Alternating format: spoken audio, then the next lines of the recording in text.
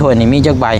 ถ้วยนี้แบบนี้ถ้วยใหญ่นี่บ่ถ้วยใหญ่นี่ถ้วยใหญ่นี่มีแต่ใบเดียวแล้วก็มีอีกถ้วยโตกลางทั้งคันว่าใส่ในครอบครัวได้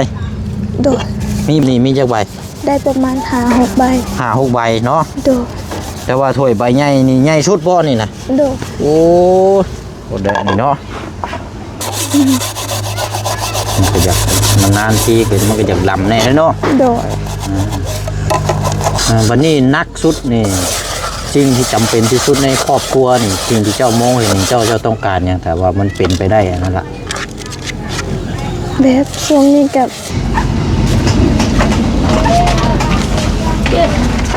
โอ้อันนี้บ่โดย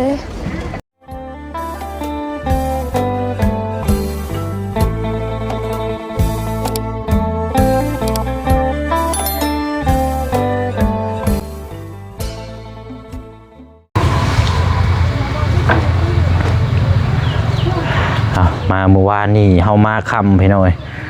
บ่ได้เห็นสภาพบ้านเฮือนซานลานซองของทางน้องป๊อปเนาะอันนี้แม่กับลูกๆนอนไปหน่อยแต่ว่าทางน้องเพิ่นนี่ได้ยินคร่าวๆว่าไปนอนอยู่เฮือนนาบ้าวว่าซั่นเนาะอันนี้ก็จึงถามน้องเพิ่นนำกันอีกพี่น้องว่าสาเหตุปัจจัยนี่เป็นหยังเนาะพี่น้องเนาะเอามาพบมาเจอกันอีกคือเก่าแล้วพี่น้องเด้อเนาะช่วงค่อยค่ำลงแรงอยู่เขตของทางน้องป๊อปมื้อนี้กับพี่น้องเนาะ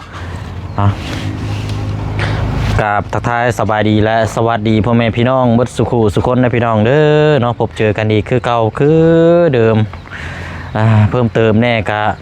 นี่แหละพี่น้องเนาะทางน้องเพิ่นกะมาแต่เห็นเห็นงานแหละมื้อนี้ก็ถือว่ามาไวแล้วมื้อนี้พี่น้องเนาะลูกค้าบ่ค่อยมีบ่จักเนาะพี่น้องเนาะช่วงเที่ยงก็เข้าไปซื้อเครื่องซอยทางน้องเพิ่นพี่น้องเอ้ยไปซื้อสังกะสีแผ่นลบมือเปลี่ยนผ้าของน้ำไหมอยู่เฮือนน่ะมันเก่ามันผุมันพังไปหน่อยเนาะแล้วก็บินไพ่ก็มาเรียบร้อยเลยพี่น้อยเสียไป66,000 กีบเรียบร้อยเลยพี่น้อยจ่ายเนาะ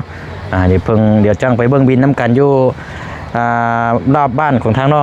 องลาเนาะพี่น้องเนาะเพราะว่าโอเชียงสิเข้าไปพูดอีกอยู่เนาะ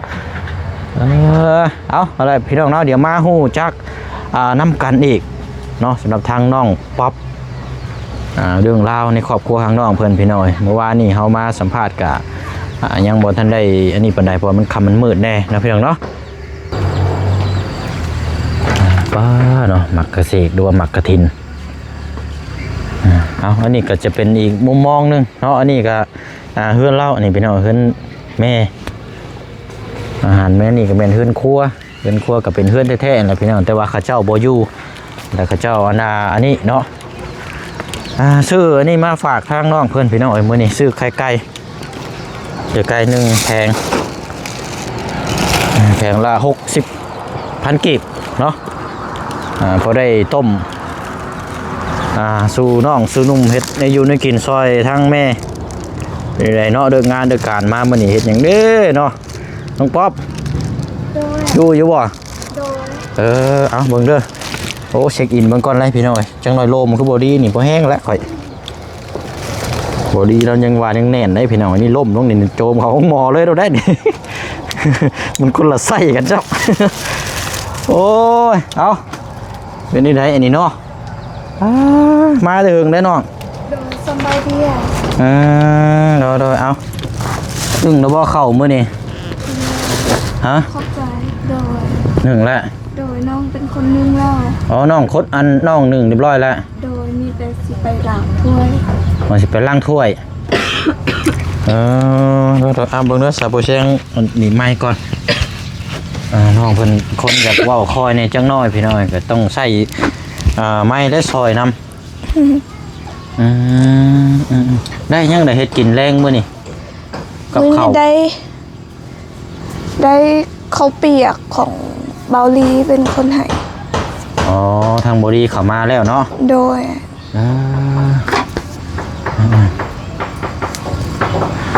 ไพ่นี่จูเรียบร้อยแล้วไพ่นี่เนาะอันว่ามาแต่เฮ็ดเวียกนี่เจ้าย่างมาบ่หรือว่าขี่รถไพ่มาเนาะขี่รถน้ำผู้เห็นนั่นแหละผู้ไปเฮ็ดเวียกน้ำกันกับไม้ที่ว่าเฮ็ดงานน้ำกันตอนเที่ยงย้ายเข้าไปหาบ่ โดยเพราะว่ามื้อนี้หันแบบบ่ได้เอารถหัวหน้ามือ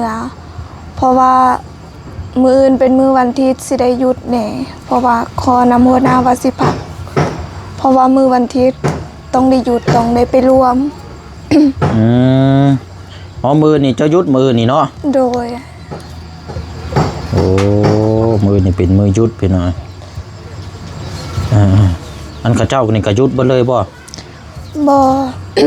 เพราะว่าคอยเป็นคนคริสเตียนต้องว่าได้หยุดเพราะว่าเป็นมื้อวันอาทิตย์ต้องได้ออกไปโบสถ์ อ๋อไปรวมในมือเนาะ โดย รวมมันเพิ่นเฮาว่ามัสการใช่บ่ โดย โอ้อะไรสับบางเทื่อเฮาก็สิได้เข้ามาอายุสมื้ออื่นเนาะ โดย เพราะว่าน้องเพิ่นก็อยู่บ้านนี่มื้อนี่หยุดงานไปเนาะ โดย อันทางแม่ได้สิไปไสซะเนาะ แม่อาจสิไปรวม มื้อนี้บ่ โดยตอนแรกนี่เขาสิรวม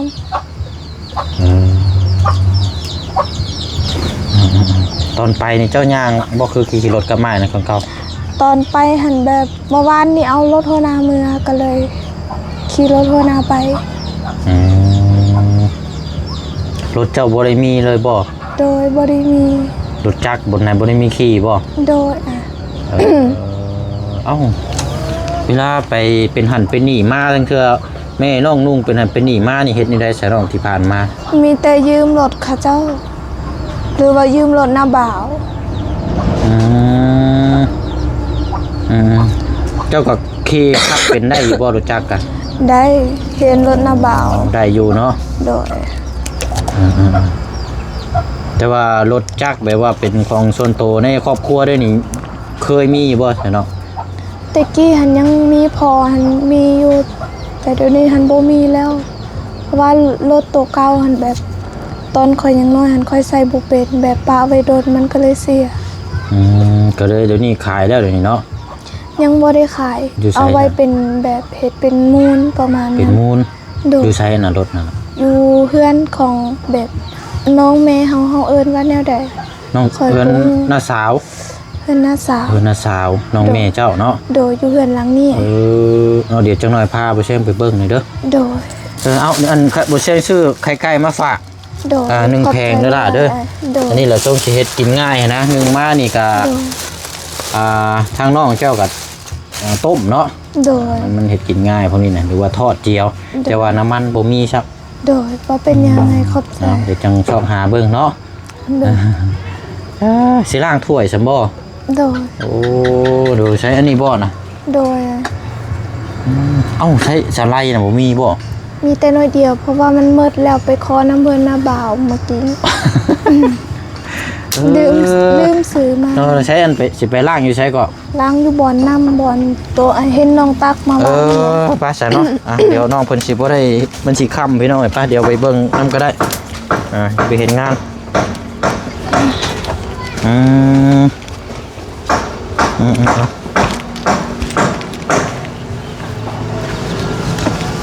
อยู่เฮือนครัวนี่บ่ได้มีไผนอนเนาะ โดย มีแต่หม้องเฮ็ดอยู่เฮ็ดกิน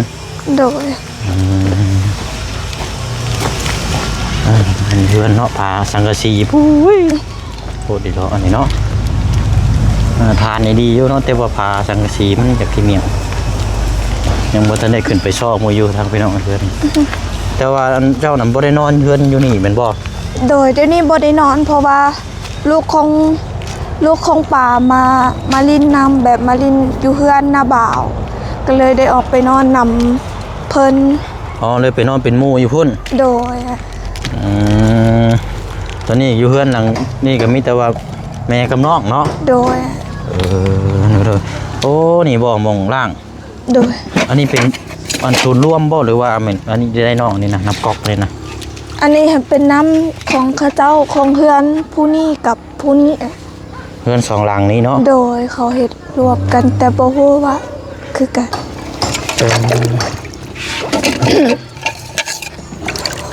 แต่ว่าสามารถใช้น้ำกันได้เนาะ โดยแบบขอใส่นำเพิ่นเด้เพิ่นก็เลยให้ใส่อยู่ แต่ว่าเวลาไฟใครยังมาเพิ่นเก็บน้ำอยู่บ่ซะเนาะ ฮะ แบบค่าไฟใครยังมาเพิ่นเก็บน้ำอยู่บ่ โดยแบบเดือนนี้กับเป็นแบบถ้าเป็นรายเป็นบางเดือนนะเดือนนี้เป็นถ้าข้าเจ้าเป็นคนออกก็เดือนหน้าก็ เป็นคอยแบบเพื่อนคอยอีเป็นคนออกแบบนั้นน่ะ ต้องแสดงว่าช่วยกันอยู่เนาะ โดย เป็นน้ำไหลได้ น้ำไหลโคมไหลดูดตั้งถ้วยกันสไลด์บ่มีเนาะนิดเดียว โดย เฮ้ยถ้วยเจ้าน่ะถ้วยอยู่ไสถ้วยจักใบอะนะ น้อยเดียว ถ้วยบวงน้ำเพื่อนนี่มีจักใบเอ้า บ่ฮู้คือกัน ถ้วยนี่มีจักใบถ้วยนี่แบบนี้ ถ้วยใหญ่นี่บ่ ถ้วยใหญ่นี่ ถ้วยใหญ่นี่มีแต่ใบเดียวแล้วก็มีอีกถ้วยโตกลางหัน คันว่าใส่ในครอบครัวได้ โดย มีใบเดียวนี่ โดยถ้วยโตกลางอีกก็เป็น2ใบ ตัวกลางนี่มีจักใบใช่เนาะ 2ตัวน้อยๆนี่ได้ประมาณ ถ้วยมะตูมนี่มีจักใบ ได้ประมาณ5-6ใบ 5-6ใบเนาะ โดย แต่ว่าถ้วยใบใหญ่นี่ใหญ่สุดบ่นี่นะ โดย โอ้ยโคตรแดงนี่เนาะ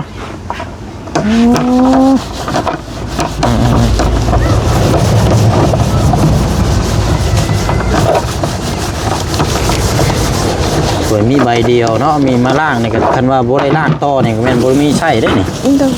ตอนเช้ามื้ออื่นก็สิต้องได้ล้างอีก โอ้ทุกพี่น้องเอ้ยเบิ่งหมูอันนี้ก็ไม่บอกไปเลย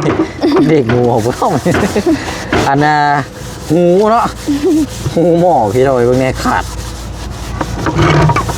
มีจักหน่วยใช่มีซ้ำนี่บ่หม้อน่ะ มีประมาณ4หน่วยบ่ 4หน่วย โดยหน่วยโตใหญ่ๆน้อยๆหนึงโตเฮ็ดกินปลาหั่นตัวเฮ็ดกินปลาเมื่อคืนนี้เด้ ใหญ่สุดนี่ซ้ำบ่กระทัน บ่มี ฮะซ้ำไรประมาณซ้ำไรหม้อเจ้า ได้ละประมาณซันนี่ เป็นบ่วงได้สามีจักอันบ่วงตักกิน คือสิได้อยู่หาอันหรือว่าบ่ฮอด โอ้ยเนาะซับพี่บ่วงจองนี่มีบ่จองตักตัวนี้ใหญ่นะ บ่มี มีอีกอันนี้ก็ เด้อ มองเฮ็ดอยู่เฮ็ดกินนี่อันว่าถ้วยบ่วงคืออยู่เฮือนครัวบ่เลยเนาะ เด้อ อันน่ะอยู่เฮือนหมองที่ว่าแม่เจ้านอนนี่นั่น บ่มี ถ้วยบ่วงน่ะบ่ได้มีอยู่นี่เนาะ เด้อ คือไปรวมอยู่พุ่นบ่เลย เด้อ ถ้วยใบใหญ่นี่มีใบเดียวถ้วยหมกตูมนี่มีอยู่4-5ใบอันนี้มันยังจอก จอก ตักน้ำบ่ เด้อ จอกยางเนาะ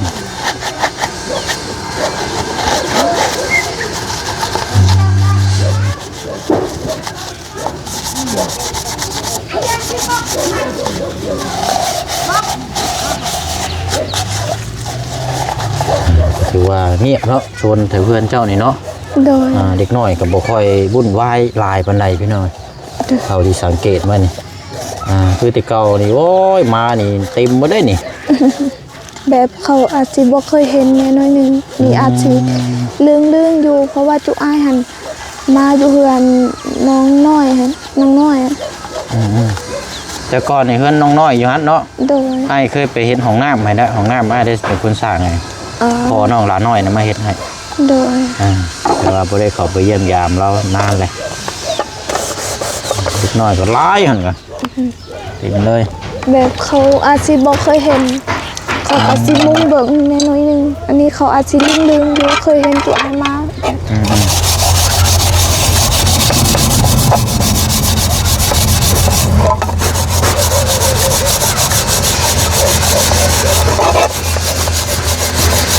อยู่เฮือนเจ้าก็มีสวนผักสวนหยังอยู่บ่ล่ะ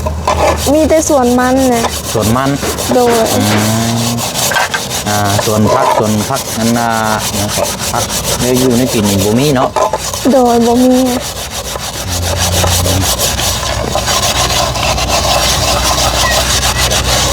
เดี๋ยว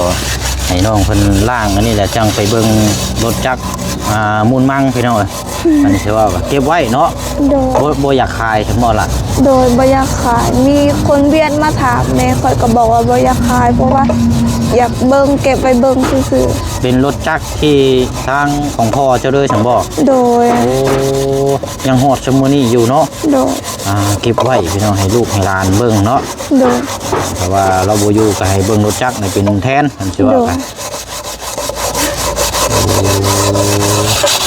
อันนี้ทางอันแม่เจ้านะเราบอกขายเนาะ โดยเราบ่ขาย คนมาถามแบบคนเวียนมาถามก็บ่ขาย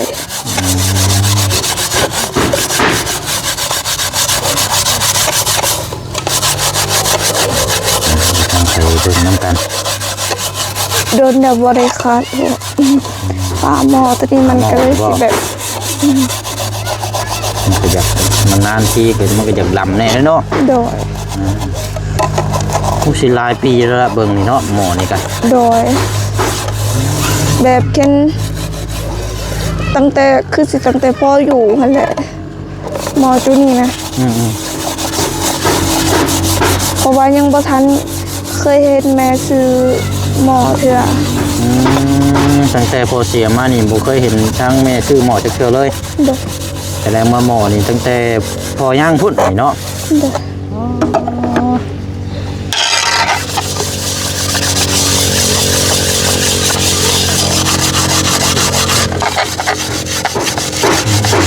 เอาเป็นจังไดเฮ็ดเวียกเฮ็ดงานมื้อนี้น้องเมื่อยอยู่บ่ บ่ค่อยเมื่อปานใดมื้อนี้ก็ตามเห็นตอนเที่ยงๆเลยแบบคนบ่ค่อยหลาย ก็ธรรมดาจ้ะเนาะ โดย คันว่าเวียกงานคนมาหลานนี่เมื่อยเลยเนาะ โดย อย่างแม่นยาโอ้ย มันบางมื้อคนมาหลายก็เมื่อยอยู่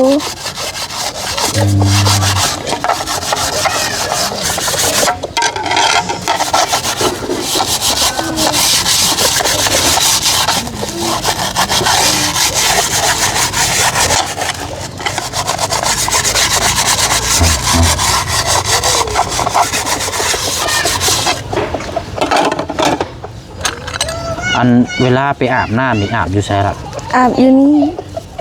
อาบน้ำก็อาบอยู่นี่บ่ โดย โอ้วันนี้เข้าห้องน้ำห้องในได้ซะ ต้องเขาไปอยู่ป่าม องอยู่ใช้ปลาไปทางไหนบัด อยู่พุ่น หลังคุณบ่ โดย โอ้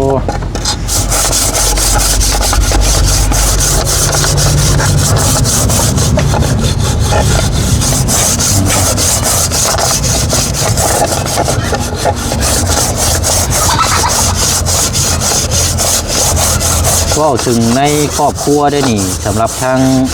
น้องนี่เป็นฉันคิดว่ากับหัวหน้าครอบครัวได้นี่เท่าที่อยู่กับทางแม่และกับทางน้องๆนี่เห็นสภาพนี่หนักสุดนี่คิดว่าชีวิตนี่เป็นแบบไรน้อง นักสุดเรื่องในครอบครัวนี่บ่ อืม ก็มีแต่ก็คือมีแต่แม่แหละเป็นคนหนักสุดแบบแม่เป็นคนเฮ็ดเวียกอยู่ในเฮือนเด้คือกับน้องเว้านั่นแหละ อืม เขาไปเฮ็ดเวียกนำคนเวียดแล้วบางมือก็เมื่อยบางมือก็บ่ค่อยเมื่อยปานใดแต่ว่าแม่เฮานี่สิเมื่อยคู่มือเลย คือมื้อนี้เราก็อยู่เพื่อนอยู่บ่มื้อนี้นะแม่เจ้า บ่ได้อยู่ ยังบ่ทันได้มาบ่ บ่ฮู้คือกันอาจสิมาแล้วแต่อาจแม่ค่อยอาจสิไปโบสถ์ แม่นแล้วจะบอกกินนี่เนาะ โดย วันนี้นักสุดนี่สิ่งที่จำเป็นที่สุดในครอบครัวนี่สิ่งที่เจ้ามองเห็นเจ้าต้องการอย่างแต่ว่ามันเป็นไปได้อันนั่นแหละ แบบช่วงนี้ก็มีแต่ย่านแต่เขาและย่านเขาบ่พอกินใกล้สิฮอดหน้าฝนแล้วกับ โอ้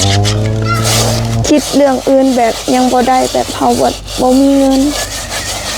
เป็นไปได้นี่แม่นเข้าเนาะ โดยแบบเฮามีเงินเฮาก็คิดว่าสิซื้อเขาวบักหลายๆยานไกลสิฮอดฤดูฝนแล้วแบบเฮาสิออกไปใส่กะยากแบบนั้นนะ เฮ็ดเวียกเฮ็ดงานนี่สิมันยากเนาะ โดยยานบ่มีเขาวกิน บัดนี้ข้าวหนึงกระสอบหนึงนี่กินนี่ถ้าแต่เก่านี่เพิ่งเติบอยู่บ่เนาะ ประมาณได้บ่2 อาทิตย์ประมาณนั้นหรือว่า 2-3 อาทิตย์ ก็ประมาณเกือบเดือนเนาะ โดยบางเทื่อก็ไว้ตามแบบตามเขากินไว้กินน้อยประมาณนั้น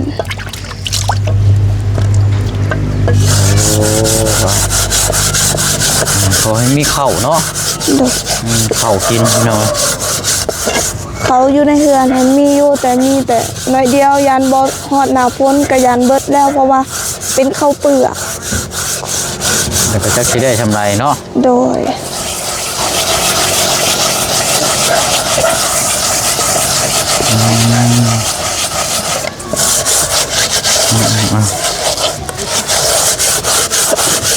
ถ้าอยู่มื้อนี้บ่ได้เฮ็ดกับข้าวมื้อนี้เนาะ โดย ทางบ่ดีชื่อเขาเผลอบ่ เป็นข้าวเปียก ข้าวเปียกถุงนึงเนาะ 2 ถุง อยู่2ถุง โดย คันว่าเฮ็ดต่อเพิ่มก็แม่นขัวไข่ก็ได้เนาะ โดย ซื้อมาให้นะเอาอะไรเป็นน้องก็ได้อยู่ได้กิน เปิดน้ เอาลดละทุ่งสีแห้งอยู่ในน้ำเท่านี้กับกระเจ้ากระเจาะได้เลยเนาะ ำโดย โอ้เขนี่เจาะน้ำไล่ได้เนี่ยพี่น้องอืม น้ำเจาะหันมันสิสบายก่อนหน่อยหนึง อืม น้ำประปาหันแบบมันยุดตลอดเลย ยุดแล้วก็ขุ่นน้ โด ำ ย เป็นบางช่วง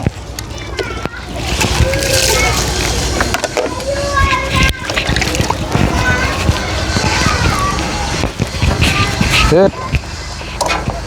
ใช่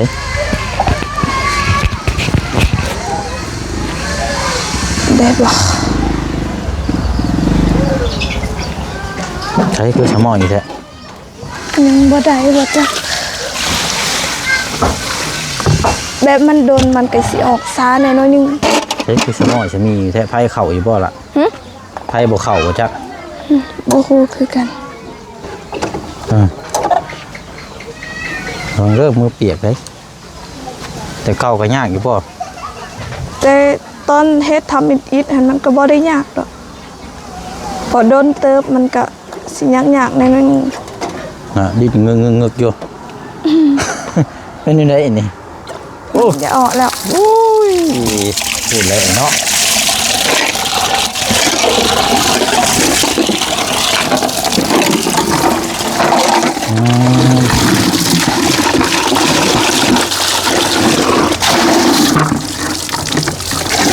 ใช้อยู่ใช้ก่อรถอยู่เพื่อนหลังใดเนาะ ฮะ รถจักรอยู่ใช้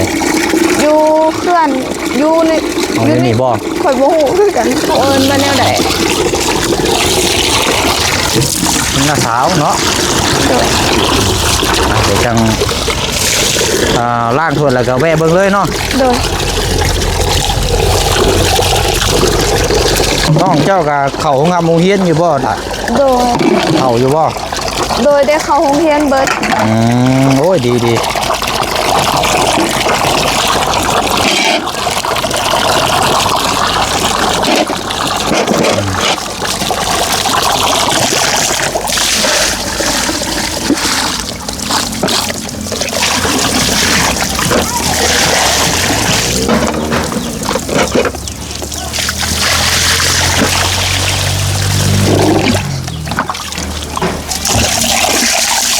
โอ้น้ำตัวแห้งคักทีเดีเนาะ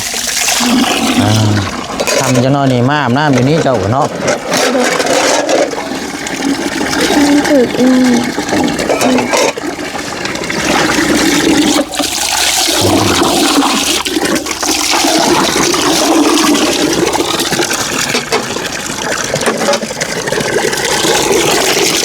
เรียบร้อยเห็นมาก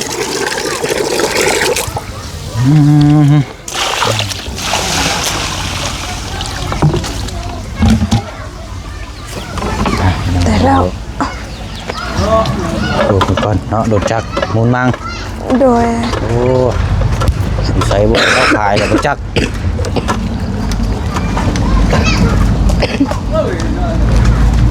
แม่นขายห้องแล้วจัก ยังคันขายหันเขาก็สิต้องถามก่อนเอ้ย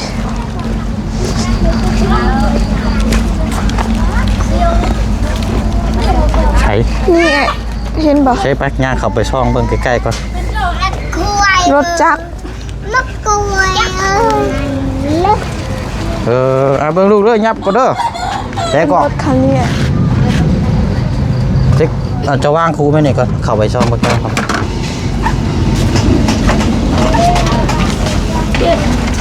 โอ้อันนี้บ่ โดย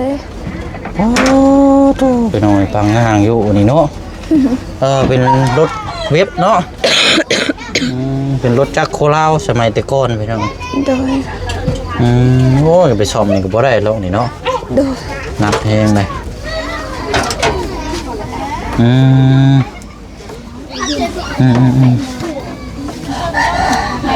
เบิ่งสภาพแล้วนี่ก็คือว่าน่ะเก็บไว้เนาะ โดย ปะโอเคละอันนี้บอกก่อนเก็บไว้เป็นมูลมั่งเอาไว้เบิ่ง โดย เป็นที่ระลึก โดย ไปเอาดีพี่น้อง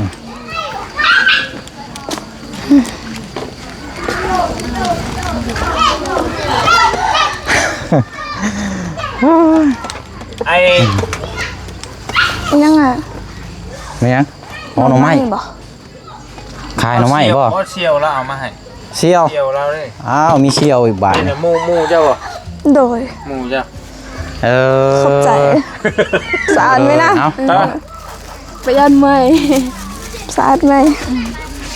เช่นได้กินวันเช่นได้กินวันนี้ คือสิได้แกง แกงกิน แกงกิน ก็ป้าเอาโอเคเนาะเดี๋ยวให้ น้องไม้มาให้ โอ้เนาะ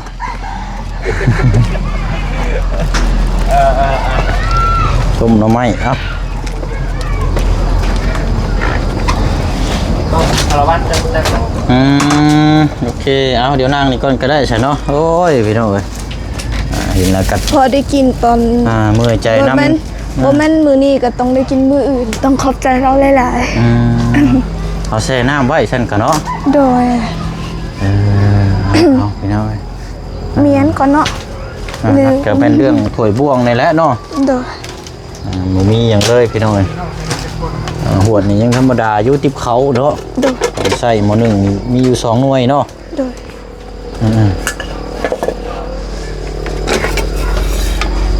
เจ้าไม่ง่าย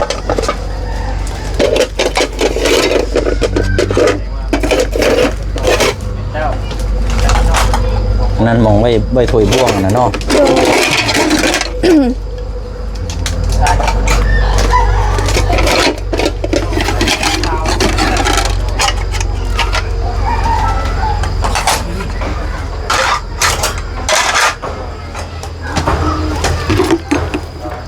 มีถวยบ่วง เบิดแล้ว โอเคนั่งลงก่อนก็ได้บัดนี้เดี๋ยวอาชีได้รอบลาก่อนแล้วบัดนี้ โดย นั่งลงก่อนก็ได้หน่อยเนาะสนอมีแต่ว่าแล้วเดี๋ยวทางอ้ายสิเข้ามาเยี่ยมยามถามข่าวใหม่เด้อน้องเด้อ โดยขอบใจหลาย โดยมีแต่ว่าเป็นกำลังใจให้เนาะ ๆ โดย สู้ โดย ๆเนาะสู้เพื่อเฮาเองเพื่อครอบครัวเพื่อคนอยู่ข้างหลัง โดย เนาะทางน้องนุ่ง โดย หลักๆเลยกับทั้งแม่นี่แหละเนาะ โดย ทั้งครอบครัวนี่แหละพี่น้องสู้ๆเนาะ โดย เอาอะไรพี่น้องเดี๋ยวจังสิมาเยี่ยมยามถามข่าวใหม่มื้อนี้ก็อันนี้แหละพี่น้องน้ำไข่1 แตะเนาะพอได้กินพอได้บรรเทา ขอบ เนาะ ใจ โดยเอาลาพี่ละน้องเด้อเนาะ โดยขอบใจทุกๆคนเด้อ โดยเอาสบายดีก่อนละอันยกมือสบายดีทั้งปลุงก่อน สบายดี โดยเนาะอันนั้นพี่น้องไปเดี๋ยวเดินทางก่อนบัดนี้มาปิดท้ายอยู่เรือนของทางครอบครัวของแม่เราเนาะพี่น้องเนาะสังกะสีเนาะแบบนี้นี่พี่น้องเอ้ยครับจังไดก็ฝากทางพ่อแม่พี่น้องเฮาอีกคือเก่าคือเดิมเด้อเนาะกดติดตามแล้วก็เป็นกำลังใจทางน้องเพิ่นเนาะพี่น้องเนาะทางน้องป๊อป